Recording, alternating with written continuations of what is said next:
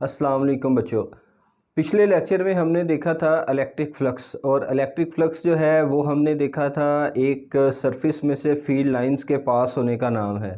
आज हम पढ़ेंगे गॉस लॉ। तो गॉस लॉ जो है इसको हम यूज़ करते हैं इलेक्ट्रिक फ्लक्स कैलकुलेट करने के लिए। तो एक तो हमने देखा था कि अगर आपके पास इलेक्ट्रिक फील्ड लाइंस हैं और ये इलेक्ट्रिक फील्ड लाइंस अगर किसी सरफेस से पास हों तो इसको हम इलेक्ट्रिक फ्लक्स का नाम देंगे। और ये इलेक्ट्रिक फ्लक्स जो है इसका फार्मूला हमने बनाया था E.A। अब गॉस लॉ जो है इसको भी हम यूज़ करते हैं टू फाइंड इलेक्ट्रिक फील्ड, लेकिन ये इलेक्ट्रिक फील्ड हम कैलकुलेट करते हैं एक क्लोज सरफेस के लिए। तो जब भी आपके पास एक क्लोज सरफेस हो, तो लेट्स सपोज कि आपके पास ये इस तरह की सरफेस है, एक स्फेरिकल सरफेस है, और इस स्फेरिकल सरफेस के अंदर चार्ज है। आप ये कह लो कि ये एक बैलून है और इस बैलून के इनसाइड चार्ज है, और आपने कैलकुलेट करना है इलेक्ट्रिक फ्लक्स। तो इलेक्ट्रिक फ्लक्स कैलकुलेट करने के लिए, क्योंकि अगर चार्ज है तो चार्ज से फील्ड लाइन निकलेंगी और इस पूरे बैलून से बाहर जाएंगी। तो जब भी फील्ड लाइंस किसी सरफेस से बाहर निकलें इसको हम फ्लक्स बोलेंगे।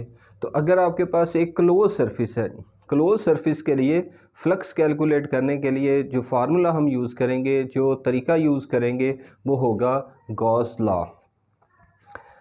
तो गॉस लॉ जो है इसका प्रूफ करने के लिए हम देखेंगे जी, सपोज़ कर लें जी एक आपके पास चार्ज है और इस चार्ज को हम कह लेते हैं कि ये जो चार्ज है ये सेंटर पे चार्ज पड़ा हुआ है और इसके बाहर एक सरफेस है, और सरफेस जो है ये स्फेरिकल सरफेस है। अगर सरफेस स्फेरिकल है तो इस स्फेरिकल सरफेस से फील्ड लाइंस निकलेंगी। अगर ये पॉजिटिव चार्ज है तो फील्ड लाइंस की डायरेक्शन जो है ये आउटवर्ड होगी। तो सपोज़ कर लेते हैं कि ये जो हमारा स्फीयर बन गया, इस स्फीयर का जो रेडियस है वो है स्मॉल आर। स्फीयर का रेडियस जो है वो है स्मॉल आर। अब आप क्या करो, इस स्फीयर के ऊपर एक स्मॉल पोर्शन काटें।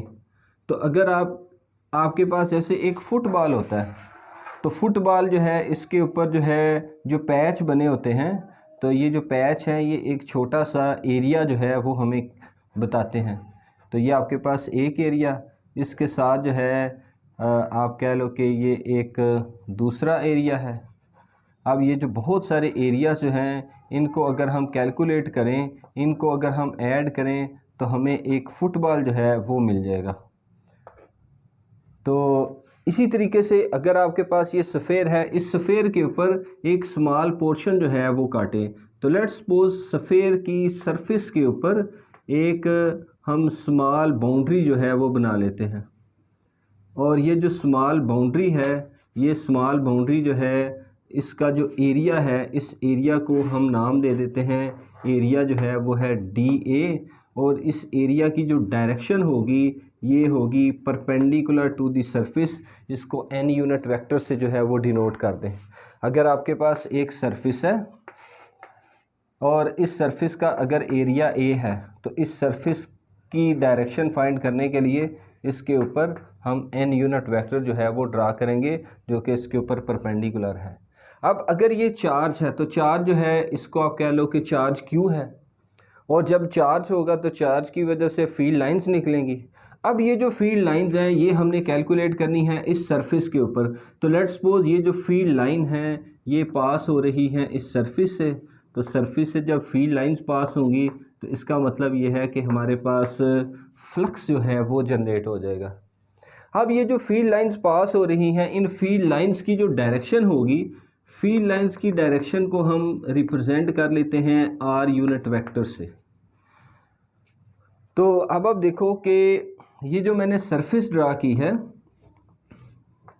इस सरफेस का एरिया जो है वो है DA। तो इस सरफेस से इलेक्ट्रिक फील्ड लाइंस निकल रही हैं, तो जब भी फील्ड लाइन सरफेस से निकलें तो हमें मिलेगा फ्लक्स। तो फ्लक्स का फार्मूला हमने बनाया था E.A। तो यहाँ पे हमने एरिया ए की बजाय लिया हुआ है डी ए, तो एरिया अगर ए की बजाय डी है तो फ्लक्स जो है वो आपके पास बन जाएगा डी फाई फ्लक्स। लेकिन ये जो आपके पास सफ़ेयर के ऊपर ये जो पैचेस बनेंगे, ये पैचेस जो है ना, ये बहुत सारे पैचेस होंगे, और अगर ये बहुत सारे पैचेस हैं तो इन बहुत सारे पैचेस को अगर आप ऐड कर लो, तो ऐड करने के लिए क्या करना पड़ेगा, इंटीग्रेशन करना पड़ेगा। तो डेरिवेशन इंटीग्रेशन कटा तो आपके पास नेट फ्लक्स जो है वो निकल के आ जाएगा, और ये नेट फ्लक्स जो है ये किसका होगा, ये इस पूरी सरफेस का जो है वो नेट फ्लक्स होगा। तो अब हमने इस पूरी सरफेस के अंदर टोटल फ्लक्स जो है वो कैलकुलेट करने हैं। टोटल फ्लक्स कैलकुलेट करने के लिए हम जो स्कीम बनाएंगे, इसके लिए आप लिखें let a charge Q placed at origin O. तो चार्ज जो है इसको हमने ओरिजिन पे रख लिया। ओरिजिन क्या होगा, ये सेंटर होगा। A take a spherical boundary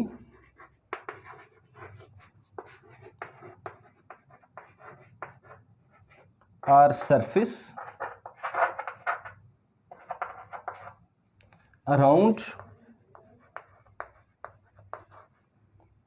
charge q of radius r।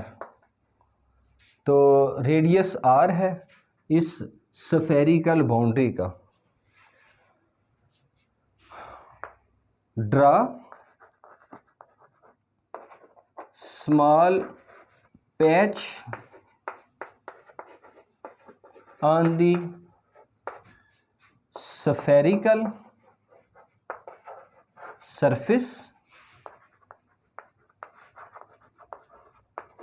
of area dA, the electric field lines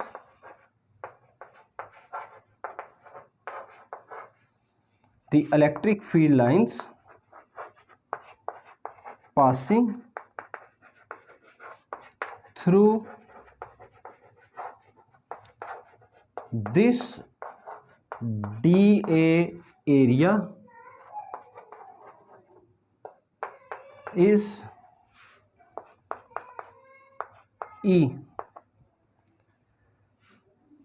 equal to 1/4 pi epsilon naught Q over R square, साथ में R यूनिट वेक्टर लिख लें। तो ये इलेक्ट्रिक फील्ड लाइन है, ये 1/4 pi epsilon naught Q बटा R square, ये आपके पास जो है मैग्नीट्यूड होगा इलेक्ट्रिक फील्ड का, जो कि इस सरफेस से पास होना है। उसके बाद आप लिख लें the value of normal area is dA equal to dA साथ में n यूनिट वेक्टर। तो ये जो dA वेक्टर होगा, dA इसका मैग्नीट्यूड है, n यूनिट वेक्टर जो है ये हमारे पास डायरेक्शन आ जाएगी। Now by definition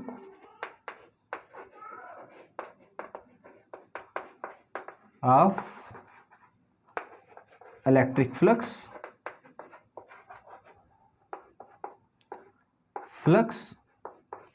through dA surface is d phi equal to E dot dA। ये आपके पास फ्लक्स आ गया जो कि इस पोर्शन से पास करना है, लेकिन हमें चाहिए इस पूरी स्फेरिकल सरफेस का electric flux. For total electric flux for total electric flux integrate above equation.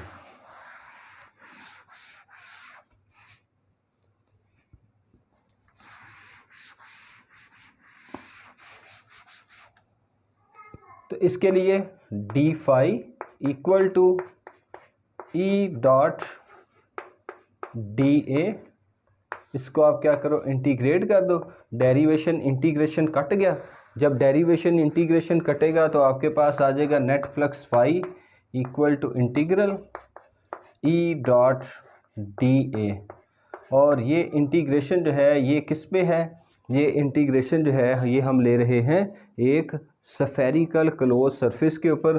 तो इसके साथ ये लिख लें, सर्कल बना लें, ये क्लोज सरफेस क्लोज इंटीग्रल है। इलेक्ट्रिक फील्ड की वैल्यू हमने कैलकुलेट की थी, ये यहाँ पे मैंने लिखी थी। और इलेक्ट्रिक फील्ड की वैल्यू जो है वो है E equal to 1/4 pi epsilon naught Q over R square, साथ में R यूनिट वेक्टर डॉट, ये डॉट डी ए जो है इसकी वैल्यू क्या है, डी ए की वैल्यू जो है वो है A और साथ में N यूनिट वेक्टर। तो net flux phi equal to 1/4 pi epsilon naught और Q ओवर R स्क्वायर और डी ए इसको आप इस तरह लिख लें Q over 4 pi epsilon naught और साथ में R स्क्वायर, इसको मैंने इंटीग्रेशन से बाहर निकाल लिया। उसके बाद आ गया डी ए जो कि क्लोज इंटीग्रल है क्योंकि बहुत सारे एरिया को हमने ज्वाइन किया हुआ है। उसके बाद आ गया R unit vector dot N unit vector. तो इस डॉट प्रोडक्ट को आप ओपन कर लें, डॉट प्रोडक्ट को आप ओपन करेंगे तो आपके पास जो आंसर बनेगा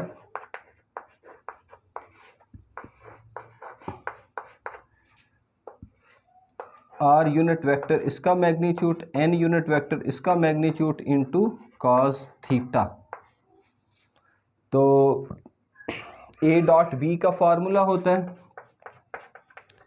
A डॉट B का फार्मूला होता है A B और कॉस थीटा।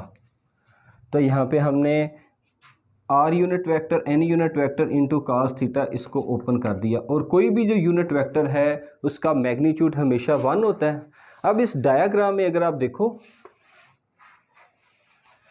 डायग्राम में N यूनिट वेक्टर और R यूनिट वेक्टर जो है वो सेम डायरेक्शन में है। R unit vector is always parallel to N unit vector. So theta equal to 0 degree और R यूनिट वेक्टर इसका मैग्नीट्यूड वो भी 1 है और N यूनिट वेक्टर इसका मैग्नीट्यूड भी 1 है। तो आपके पास ये इक्वेशन क्या बनेगी, तो ये जो हमारे पास लास्ट इक्वेशन है ये अब क्या बनेगी, net flux phi equal to Q over 4 pi epsilon naught R square integral close integral D A और उसके बाद N यूनिट वेक्टर इसका मैग्नीट्यूड 1, N यूनिट वेक्टर का भी मैग्नीट्यूड 1। तो इधर आ जाएगा 1, इधर आ गया 1, यहाँ पे भी 1, यहाँ पे भी 1 और उसके बाद आ गया cos 0 डिग्री। तो cos 0 जो है इसकी वैल्यू भी होती है 1 इंटू cos 0 डिग्री और cos 0 1। तो आपके पास ये सारी वैल्यू बन जाएगी 1। तो net flux phi equal to Q over 4 pi epsilon naught integral D A बन जाएगा। अब ये जो आपके पास इंटीग्रल डी ए है, इंटीग्रल डी ए जो है ये है टोटल एरिया ऑफ स्फीयर और एरिया ऑफ स्फीयर जो है इसकी वैल्यू होती है 4 पाई आर स्क्वायर। तो इसका मतलब ये सारी वैल्यू क्या बन जाएगी 4 पाई आर स्क्वायर और यहाँ पे आर स्क्वायर जो है वो मैंने नहीं लिखा। अब आपके पास ये जो इक्वेशन है नेट फ्लक्स फाई वाली ये क्या बनेगी जी, net flux phi equal to Q over 4 pi epsilon naught into R square, integral D A ये बन गया 4 पाई आर स्क्वायर के बराबर। तो 4 पाई से कट गया, आर स्क्वायर से कट गया, तो net flux phi equal to Q divided by epsilon naught. और एप्सिलॉन नॉट क्या है? ये चार्ज और सरफेस के बीच में मीडियम की वैल्यू है। ये चार्ज और ये बाहर बाउंड्री, इसके बीच में मीडियम की वैल्यू जो है वो है एप्सिलॉन नॉट। तो अब बच्चों हम लिखेंगे, ये जो हमने फार्मूला बनाया है इस फार्मूला की अंग्रेज़ी लिखनी है ताकि हमारे पास स्टेटमेंट जो है वो बन जाए। तो गॉस लॉ की जो स्टेटमेंट है,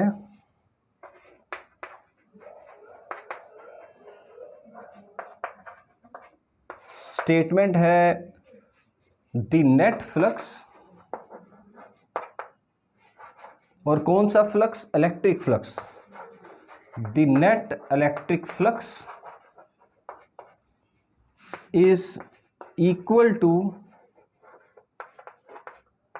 1/एप्सिलॉन नॉट।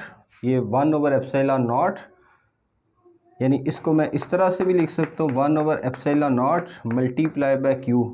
तो मल्टीप्लाई को हम लिखते हैं times one by epsilon naught times total charge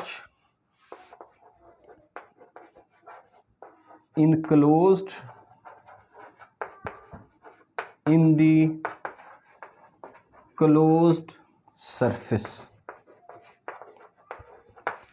तो ये हमारे पास एक क्लोज सरफेस थी, इस क्लोज सरफेस के अंदर जो है ये वैल्यू निकल के आई है। अब आप देखो कि ये जो आपके पास फार्मूला बना है ना, इसमें जो है शेप नहीं आई। तो इट इज मतलब net flux independent of shape of closed surface. तो ये स्टेटमेंट हो गई और ये हमने एक इम्पॉर्टेंट पॉइंट जो है वो डिस्कस कर लिया। अब देखिए जी, ये जो मैंने इसको प्रूव किया है गॉस लॉ को एक स्फेरिकल सिमेट्री बना के या स्फेरिकल सरफेस बना के। तो यहाँ पे आपका आर्टिकल जो है ना वो ख़त्म हो गया। अब एक एक्स्ट्रा बात कि अगर आपके पास सरफेस सफ़ेयर की बजाय हो बॉक्स शेप की और इसके अंदर कोई चार्ज है क्यू, और अगर जो है एक सरफेस जो है ये हो कोई आर्बिट्रेरी शेप की, इसके अंदर कोई चार्ज क्यू है, और एक सरफेस जो है वो सपोज़ कर लेते हैं हार्ट शेप की है और इसमें चार्ज जो है वो है क्यू, तो इसका आंसर जो है वो भी बनेगा, इसका net flux Q divided by epsilon not, इसका भी Q divided by epsilon not, इसका भी Q divided by epsilon not. तो सरफेस कैसी होनी चाहिए? सरफेस क्लोज सरफेस हो, उसका आंसर हमेशा Q divided by epsilon not जो है वो निकल के आएगा। तो ये था जी बच्चों हमारा आर्टिकल जिसमें हमने एक क्लोज सरफेस से इलेक्ट्रिक फ्लक्स को कैलकुलेट करना सीखा। Thank you.